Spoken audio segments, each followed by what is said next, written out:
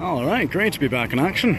So good to see you guys. I know I've not been scoping very much recently, but I've been crazy busy getting my website launched, but I thought, you know what, it's been a while since I've gone for a walk around Greyfriars, so let's go check it out.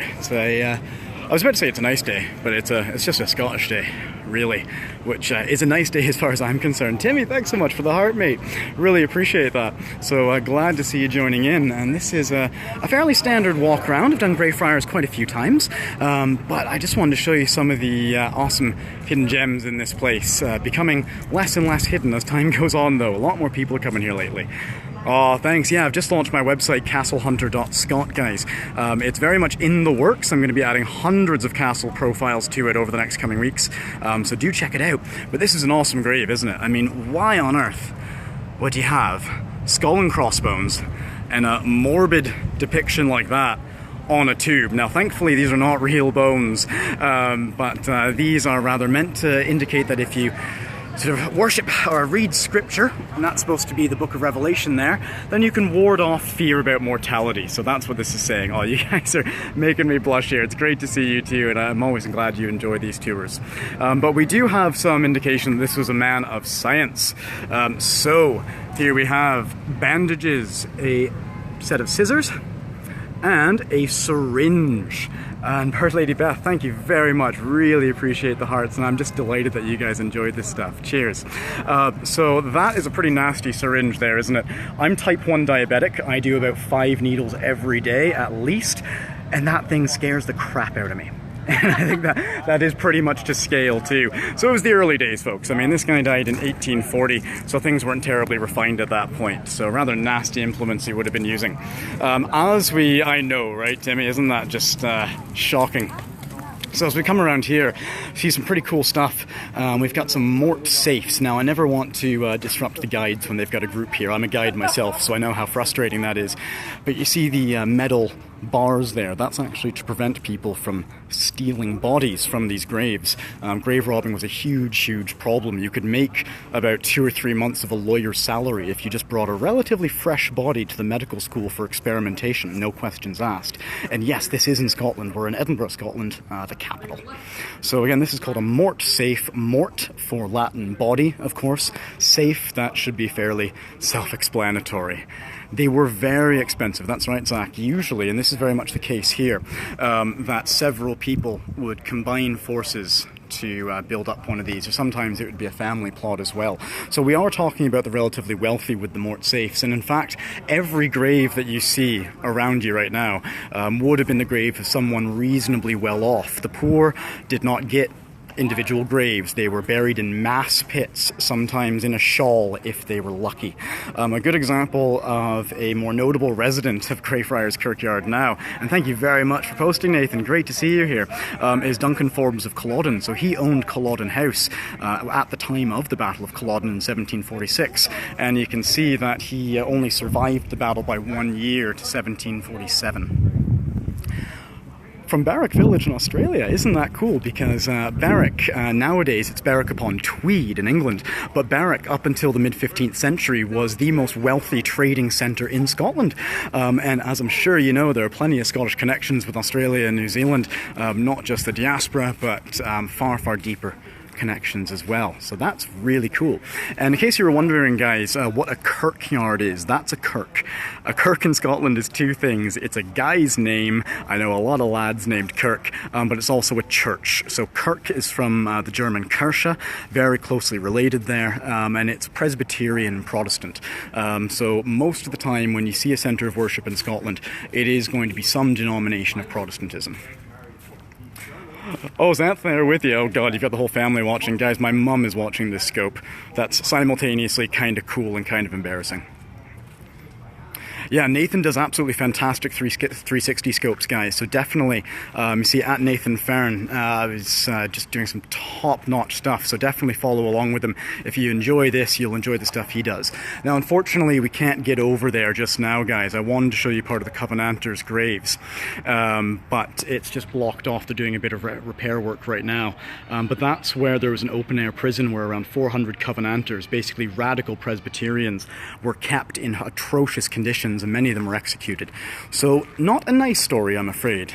In Scotland, the gritty stories definitely outnumber the nice ones. So we're coming up to the point where there are some Harry Potter graves, guys. So I'll definitely show you those, because I know it's what a lot of you guys are here for. That's really awesome, Nathan. I'm going to have to go back and check that one out. Unfortunately, hi, Mom. That's really nice, Lady Arwen. Thanks. No, I must full credit where credit's due. My parents did a pretty awesome job of reading, things to me when I was young, kickstarting my interest in all this, always making sure that books and literature were available. So I sat around and twiddled my thumbs and played a lot of PlayStation, don't get me wrong. But, no, definitely got me off on the right foot. So thanks, Mom.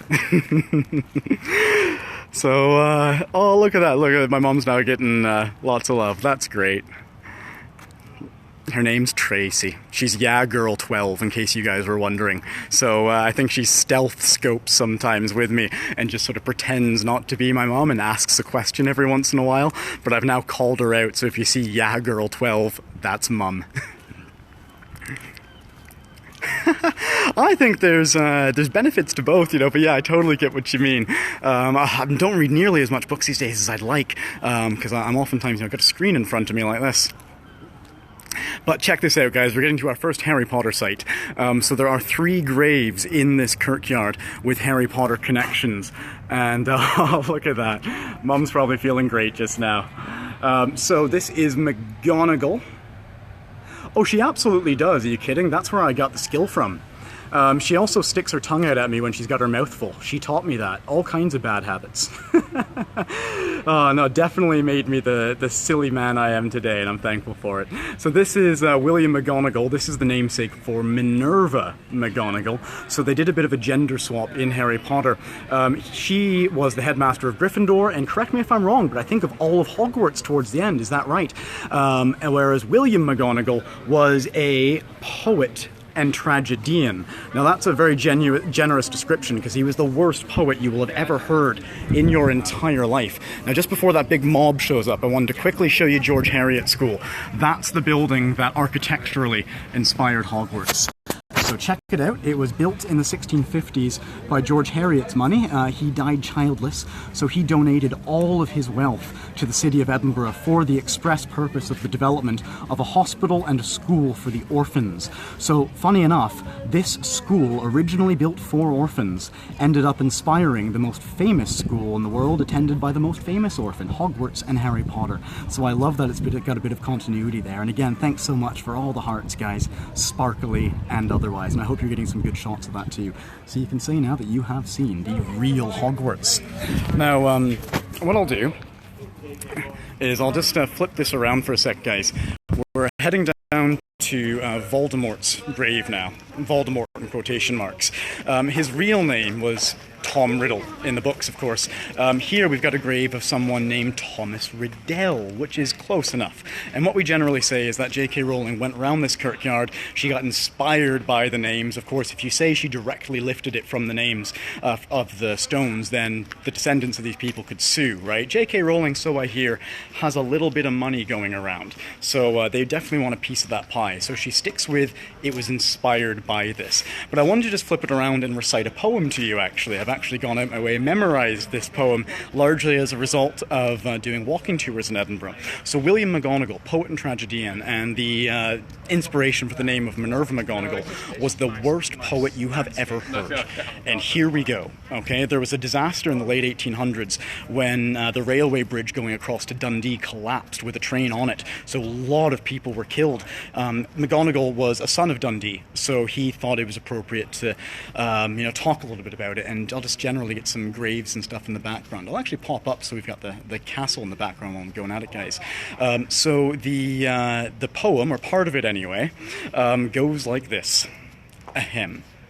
O ill-fated bridge of the silvery Tay, I must now conclude my lay by telling the world fearlessly, without the least dismay, that your central girders would not have given way, at least many sensible men do say, had they been supported on each side with buttresses. And yep, that line is just there. He doesn't make it fit with anything else whatsoever. And then he wraps it up by saying, and the stronger we our houses do build, the less chance we have of being killed. Yikes, that is just atrocious, isn't it? So that's a bit of McGonagall's poetry for you. And we actually have McGonagall evenings where we'll get together, usually on the anniversary of his birthday, and we'll sort of have quite a few drinks and everyone's just rolling on the floor laughing. So it's good fun. But I wanted to show you this, guys, because this is Thomas Riddell's grave, and there's always a couple people here. It's a really popular place to come. It's become something of a pilgrimage site, actually, to a certain extent. And yeah, the 19th century equivalent of sunrise memes, that's fantastic. Yeah, I totally was. I remember staying inside during recess at school so I could write grand fantasies, which I was sure was going to be the next Lord of the Rings. Yeah, that's it. It gave her the ideas for the name. That's the call. So here we've got Thomas Riddell, Esquire of Bellsborough in the county of Berwick. So he was a mid-ranking merchant. As far as I'm aware, he never did anything scandalous in his life, so he certainly doesn't deserve to go down in history as the Lord of Darkness. He actually had several tragic episodes in his life. He lost a son in Trinidad in the West Indies, for instance, also named Thomas. So a bit tragic, but that is the gravestone of Thomas Riddell, and in Harry Potter, she anglicised it to Tom Riddle, and again I'll just zoom right in on it there, Thomas Riddell. So that's Voldemort's real name. And as far as I can tell, guys, like I say, he did not do anything scandalous in his life. I've done a bit of research into him, and I can't find anything out of the ordinary. He would be buried in the ground in front of the stone. Most likely. Unfortunately, with this kirkyard, so much has changed over the years that you can't really say anything for sure. You know, because it's gone through so many changes. And in this ground, yeah, it's pretty close. You can see we're on a slope, guys, so if I put the camera down, you can see it sort of sloping quite distinctly up at the moment.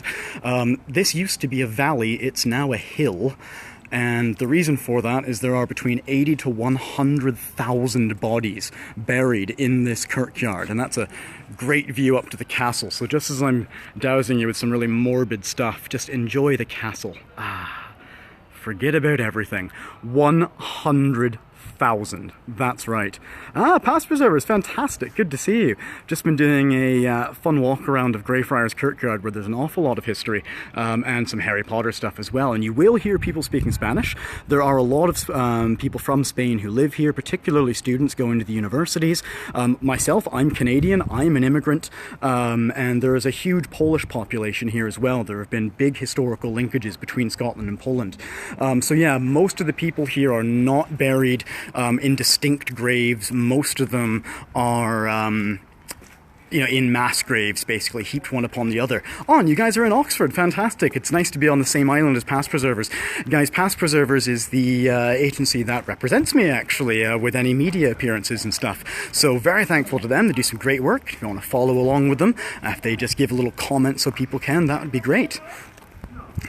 And it's just a very atmospheric place, isn't it? I mean, aside from all the history, I just like coming back here for the vibe. And I know that sounds a bit sort of gothic and morbid, but I do think it is genuinely beautiful here.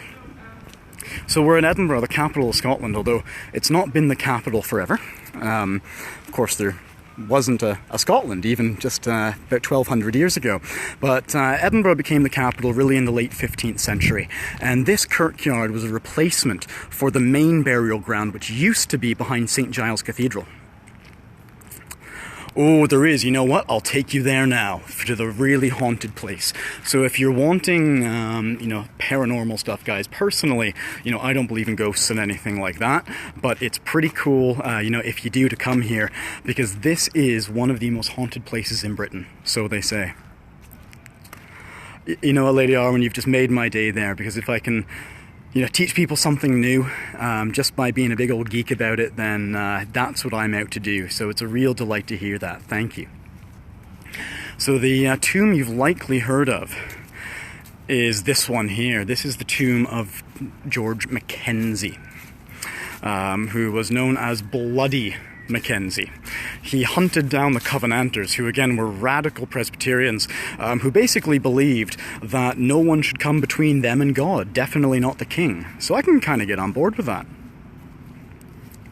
I think I am too young to know that reference, and as well, I grew up most of my life in Toronto and Nova Scotia in Canada, so I've got quite a few cultural sort of touch points that I don't actually know about, so I've got to...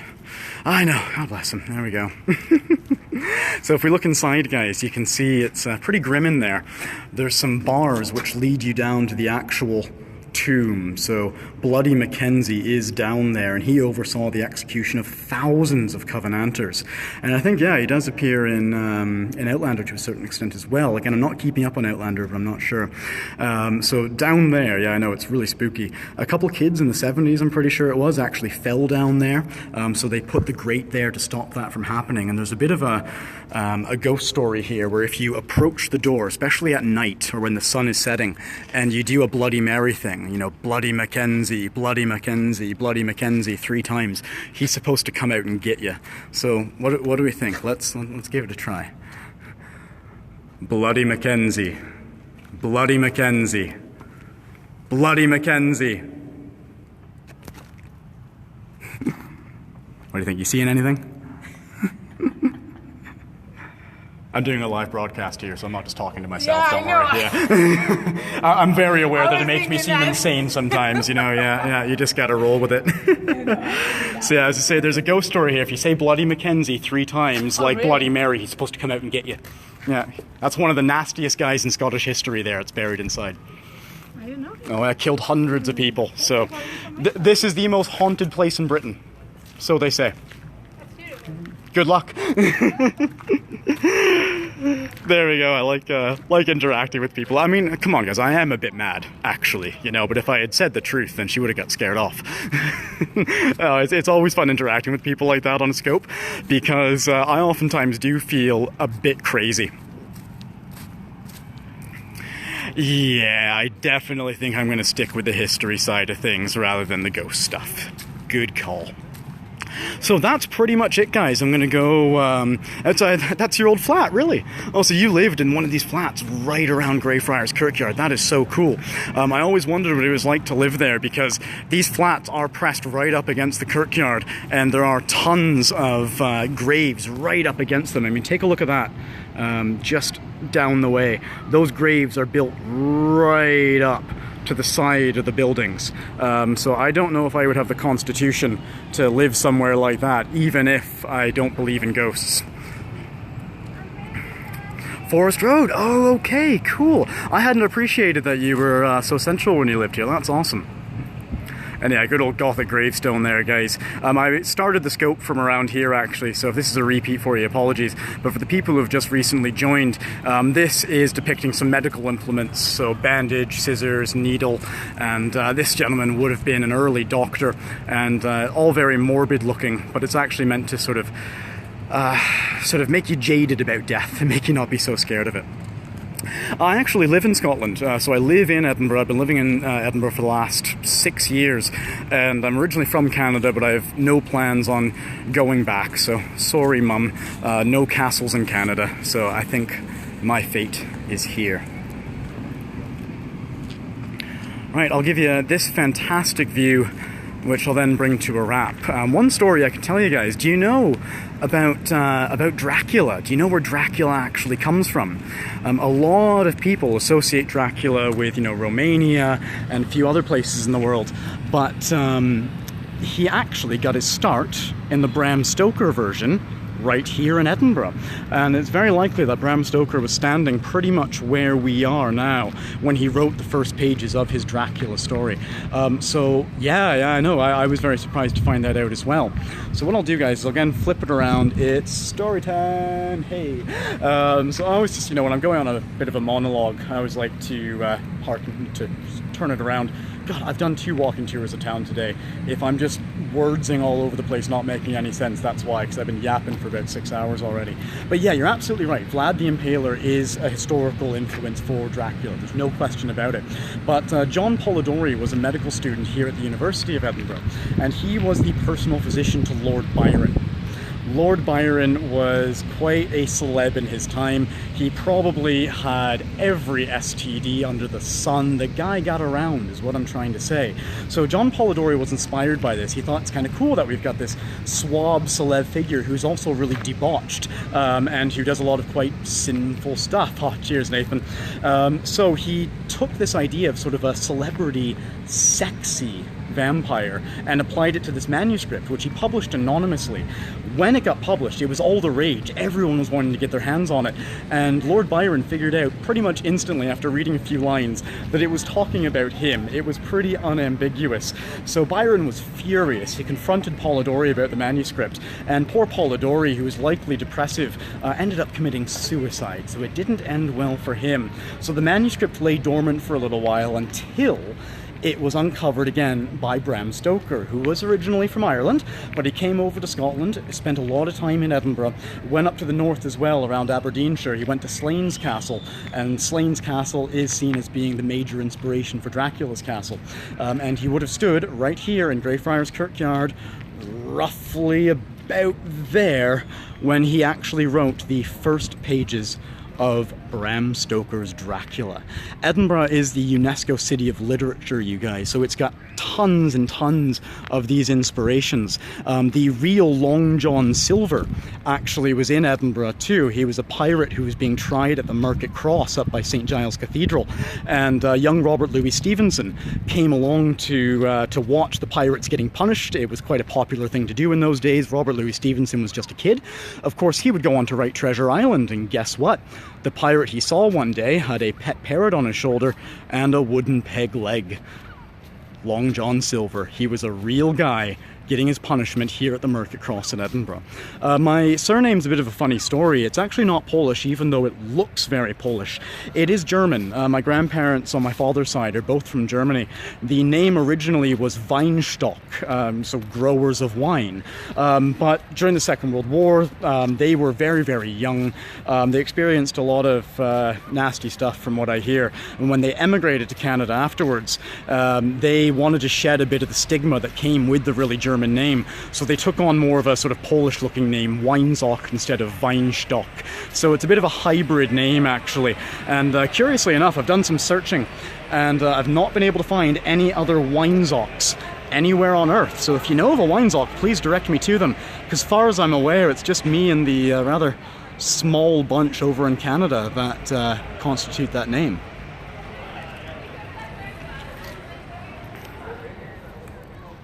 Alright guys, how about that shot right there to wrap things up with, because it gives you that nice Gothic character with the graves. You can see the actual Kirk. You know what? I haven't actually checked Ancestry.com yet. I think my dad did, and I don't think he found anything, but I'll definitely go and double check it. That would be really cool. So thanks very much for tuning in on this scope, guys. It might be a little while until I scope again. I'm actually heading to big fancy Europe tomorrow. I'll be going through the Italian Alps, the Dolomites, spending some time at Neuschwanstein in Germany, the famous fairy tale castle. If I can scope, I absolutely will, but I'm not sure if I will be able to. I'm back on Friday, so the 11th, so if you don't hear anything from me until then, that's why. I'm just living it up in slightly warmer climes. There's actually a heat wave going on right now, so I'm kind of dreading it, but should be good fun. Thank you very much for tuning in, guys. It's always great to show you around Greyfriars Kirkyard and to have you on board for all my adventures, and absolutely you got to get a plug in at the last minute. So as Nathan just mentioned, you should definitely be following along with Nathan if you aren't already. I've got a new website, brand spanking new. It's castlehunter.scot. That's right, .scot. Scotland's got its own domain now, which is great. And I'll be adding to it tons over the next little while. I'll have eventually upwards of 300 castles featured on there with good quality pictures and some historical stories around them. And you can find out a little bit about what I do as well. Weinstocks don't exist. You've done a quick search. There we go. So one of a kind. How great is that? So yeah, what? Blinky Bill? I'm not sure what's going on with Blinky Bill there. That was a pretty crazy comment. Anything more like that, I'm blocking for trolling. So I don't don't put up with that stuff lightly. So sorry if I misinterpreted, but I read that as a bit of a slight. Anyway, guys, let's not dwell on that. It's the end of the scope, sending out good vibes. So please do check out the website, and I would love to hear what you think about it as well. If there's anything I've not got there that you want to see, then please do tell me. Let me know your thoughts. That's castlehunter.scot. So once again, thank you very much, and I will try to scope from the Italian Alps. If I can't, though, I'll catch you next weekend. So all the best. Have a great rest of the day from wherever in the world you're tuning in. Cheers, guys.